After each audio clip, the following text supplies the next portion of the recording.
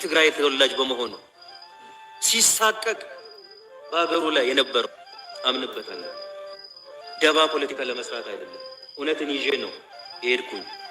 ፍርሃት አለኝ እኔ እዚህ ሀገር ውስጥ ተው፣ ሌላው ስጋት ነበረኝ። ደም እንዳይፈስ አልፈልግም፣ ታሪክ የማቆሸሽ አልፈልግም። ስጋት ነበረኝ፣ ፍርሃት ነበረኝ። እዚህ ሀገር ውስጥ እስከ አፍንጫው ድረስ ጥላቻ ነበር። ለዘመናት በጥላቻ ለጥላቻ ድሪቶ ስንመግብ ነው የኖርነው። ትውልድን ጥላቻ፣ ጠላትህ የበዘበዘ የገደለ ጡትህን የቆረጠ ዘርህን ያጠፋ እየተባለ እየተሰበከ በዚህ የተሞላ ነው የኖረው ትውልዱ።